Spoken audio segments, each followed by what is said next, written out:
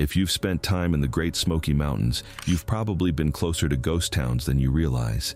Hidden in these mountains are places where entire communities once lived, worked, and raised families before something caused them to disappear.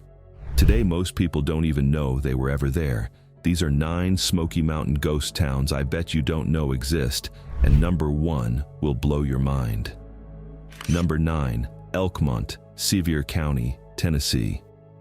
2 groups of wealthy Knoxville families used to take the same train up into the Smoky Mountains every summer.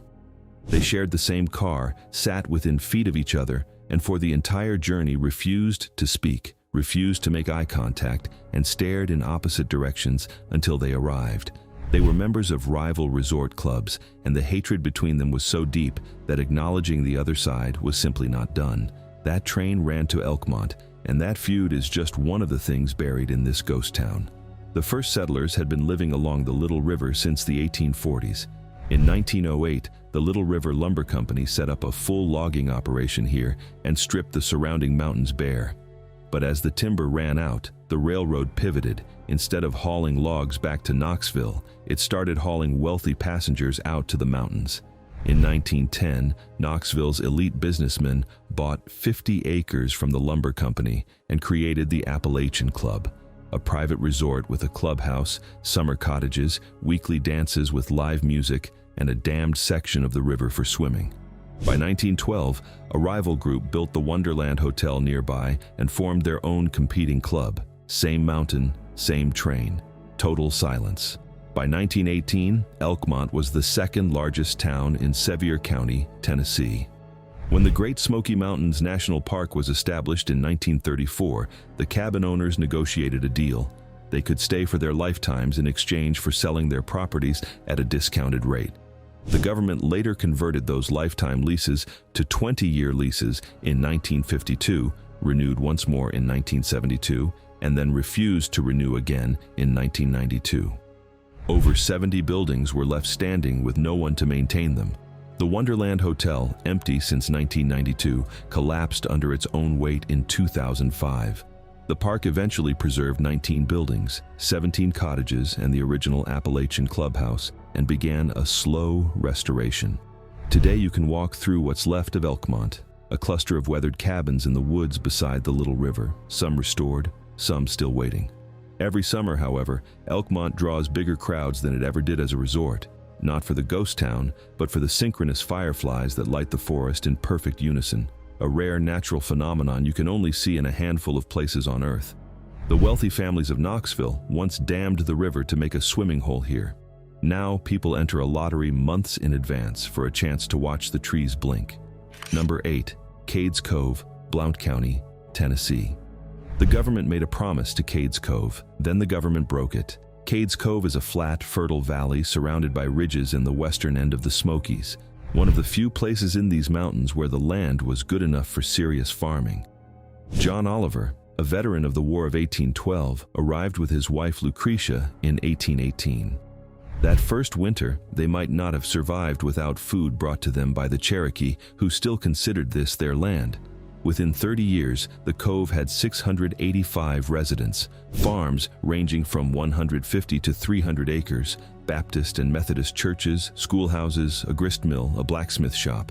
It was a real, functioning community, and it stayed one for over a century. In the early 1920s, when the push to create the Great Smoky Mountains National Park began, park organizers promised the people of Cades Cove they would not be included. The cove would remain separate. The families relaxed. Some even supported the park idea. That promise lasted until 1927, when the Tennessee General Assembly granted the Park Commission the power to seize land by eminent domain. The families of Cades Cove were suddenly told the agreement no longer applied. John W. Oliver, the direct descendant of the Cove's first settler, took the government to the Tennessee Supreme Court 3 times. He won the first case. He lost all the others. On Christmas Day, 1937, John Oliver left his family's land for good. The Primitive Baptist Church congregation continued meeting in defiance of the National Park Service all the way until 1960. The last permanent resident of Cades Cove, Kermit Carran, died in 1999. But here is the part most visitors never know. When the park took over, it didn't simply preserve what was there. The community of Cades Cove in the 1930s had modern structures, not that different from any other small Tennessee town of the era. The park tore those down. It kept only the most rustic-looking buildings to create the impression of an earlier, simpler pioneer life. What you see when you drive the 11-mile loop today is not Cades Cove as it was in 1937. It's a carefully curated version of what park planners thought the public wanted to believe mountain life had looked like 100 years before that. 3 churches still stand. The John Oliver Cabin, the oldest surviving structure in the park, is still there. Deer graze the same fields the Olivers cleared 200 years ago. But the people who actually lived here when the government arrived were written out of the story. Number 7. Cataloochee, Haywood County, North Carolina. The Cherokee named this valley Cataloochee, fringe standing erect, after the tall ridges that wall it in on every side. Getting there today requires a long, winding drive on a rutted gravel road through Cove Creek Gap. It's worth every mile. By 1910, Cataloochee was home to more than 1,200 people, the largest and most prosperous Appalachian community in the entire Smoky Mountains region. The valley had 3 churches, 2 post offices, a school, apple orchards, livestock farms, and a social life that revolved around corn shuckings, hog killings, and Sunday dinners after church. Unlike almost every other community in the Smokies, the people of Cataloochee refused to let the logging companies in, while 2/3 of the rest of what is now the national park was stripped bare by commercial loggers. Cataloochee held out. Some of the oldest and tallest trees in the entire park survive here because of that choice. When word came in 1928 that the valley would be absorbed into the national park, the reaction was visceral. Women wept. Men made threats to blow up the roads and shoot anyone who tried to enter their valley. One woman, Hattie Caldwell Davis, later recalled the Reverend arriving at Palmer's Chapel to tell them they had to sell. She never forgot it. Most families were gone by the late 1930s. The park preserved 9 historic structures, including Beech Grove School, where the desks and blackboards are still in place, exactly as the last class left them. Every second Sunday in August, descendants of Cataloochee's original families return to Palmer's Chapel for a reunion service. They sing the same hymns. They ring a bell for each person from the community who died in the past year. Some of those attending were born in the valley before their families were forced out. Most are now gone. The reunions continue, getting smaller every year, the last living thread between a place and the people who made it. If you want to hear more stories like this one, subscribe. We're here every week. Number 6. Proctor and the Road to Nowhere, Swain County, North Carolina. On December 7, 1941, Japanese planes bombed Pearl Harbor. Within 3 years, that attack had erased a town in the mountains of North Carolina that most Americans have never heard of. The United States needed electricity, massive amounts of it, to power the weapons labs and aluminum plants producing material for the war. One of those labs was Oak Ridge, Tennessee, the top-secret facility at the heart of the Manhattan Project, the program that built the atomic bomb. The Tennessee Valley Authority built Fontana Dam on the Little Tennessee River in just over 2 years. The resulting reservoir, Fontana Lake, flooded the roads, the rail lines, and the communities of Hazel Creek, including a lumber town called Proctor. Proctor had been there since the 1880s.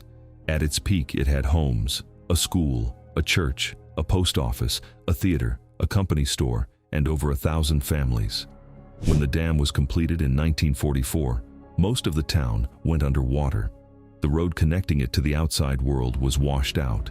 The families of Hazel Creek were told not to worry.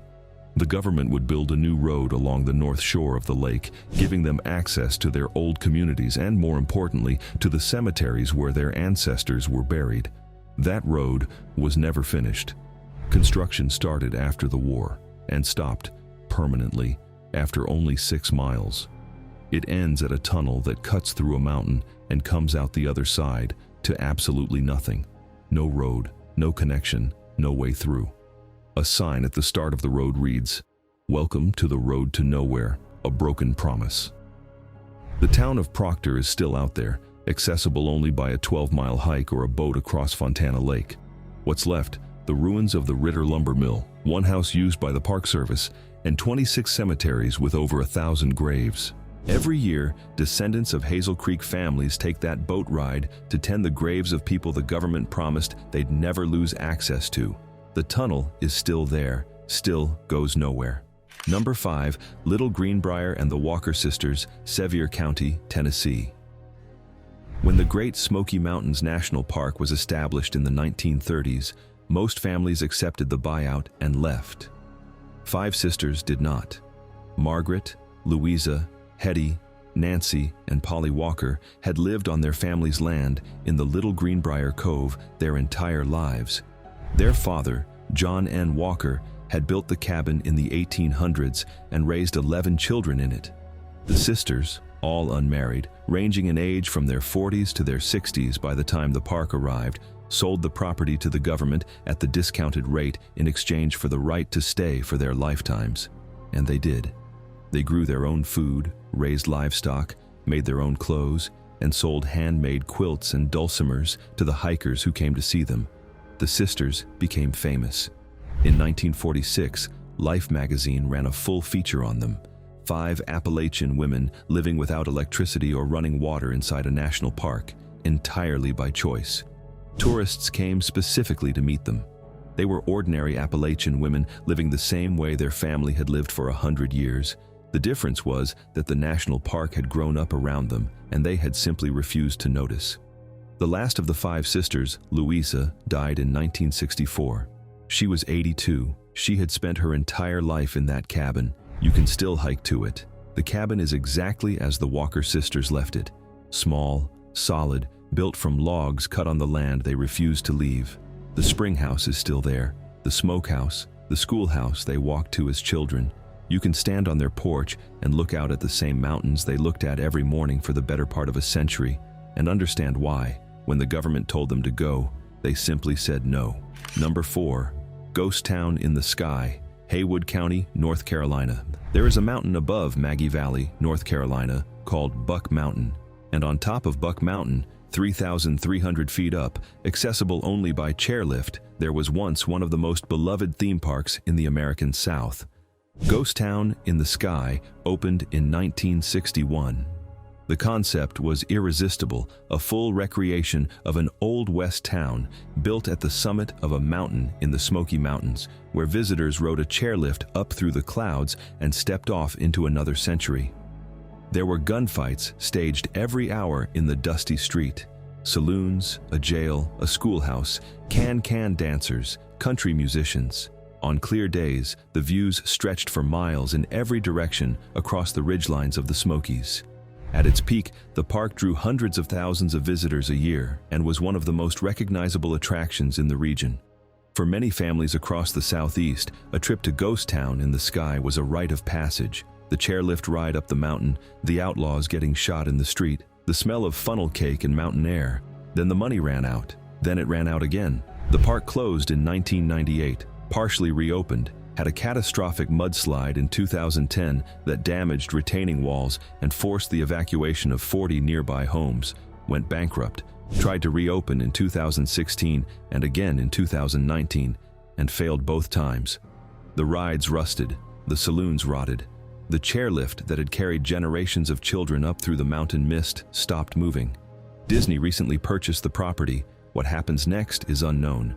But the mountain is still there. The chairlift towers are still on the slope, and somewhere up at the summit, above the clouds, the ghost of the ghost town is waiting to find out if it gets to be anything again. Number 3, Tremont, Sevier County, Tennessee. For 4 years after the Great Smoky Mountains National Park officially opened, a logging company was still cutting down the oldest trees inside its boundaries. That is not a mistake. That was the deal. Tremont was a logging camp in the middle prong of the Little River Valley, built by Colonel Wilson Townsend of the Little River Lumber Company. Townsend had been logging the Smokies for decades. When the Park Commission came to buy his land in 1926, he sold, but he negotiated the right to keep logging for 15 more years. The Park Commission agreed. It was the only way to get his land. So while the Great Smoky Mountains National Park was being officially dedicated and celebrated, while its boundaries were being established and its trails planned, Townsend's crews were still in Tremont, taking the last of the old-growth trees. They finished in 1938, 4 years after the park opened. The logging camp at Tremont was dismantled, the railroad tracks pulled up, and the company moved on. The Civilian Conservation Corps came in next, converting the old railroad beds into roads and trails. Their camp at Tremont left behind scattered ruins. A chimney here, a fire hydrant there, artifacts slowly being swallowed by the forest that has since grown back. Today, the Tremont area is home to the Great Smoky Mountains Institute, an outdoor education center that brings students into the mountains to learn ecology and natural history. The trails they walk follow the beds of the railroad that once carried ancient trees out of the mountains. Old skidder cables and railroad ties occasionally surface from the undergrowth to remind you what this valley looked like before the park decided it was pristine wilderness. Number 2, Smokemont and the Oconaluftee Valley, Swain and Jackson Counties, North Carolina. The valley you drive through to enter the Great Smoky Mountains from the North Carolina side has been emptied out twice. The first time, it was the Cherokee. The second time, it was the Appalachian settlers who replaced them. Most visitors drive straight through without knowing either story happened here. The Cherokee called the Oconaluftee River Egwanulti, by the river. Their villages here are among the oldest known permanent settlements in the Smokies, occupied for thousands of years. By the early 1800s, this valley was the heart of the Cherokee Middle Towns, a thriving network of communities with their own culture, governance, agriculture, and trade. In 1776, during the American Revolutionary War, the Continental Army sent General Griffith Rutherford through these mountains to punish the Cherokee for allying with the British.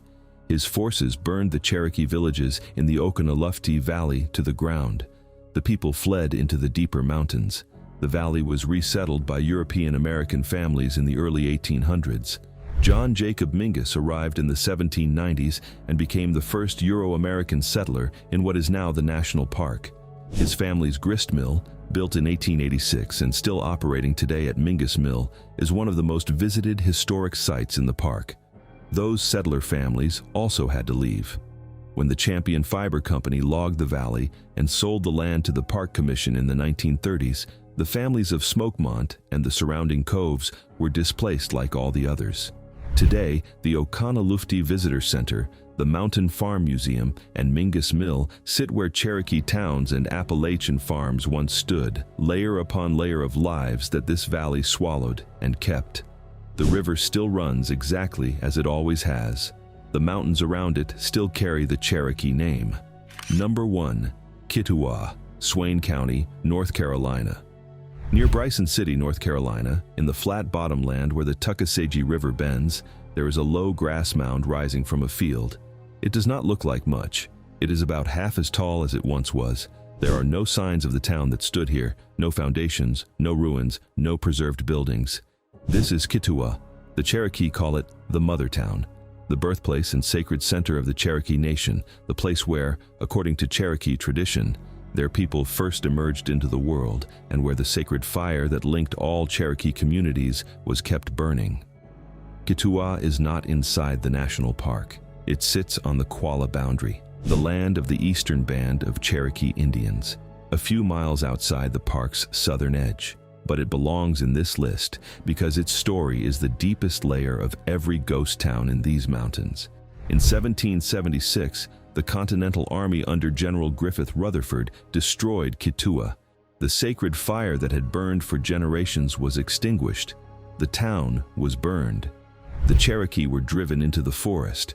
The land was sold. It became a farm. The mound remained, but the world around it forgot what it was. For nearly 200 years, Kituwah sat in private hands while the nation it had once anchored was relocated, decimated, and diminished. In 1996, the Eastern Band of Cherokee Indians bought the land back. They did not build on it. They did not reconstruct the town or erect interpretive signs. They let the field be a field, and the mound be a mound, and the river run beside it the way it has run since before any written history touches this place. The sacred fire that was extinguished here in 1776 has been relit. The Cherokee hold ceremonies at Kituwah. The land is theirs again. Drop a comment and tell me a place you'd like us to explore abandoned towns in. Subscribe so you don't miss the next one.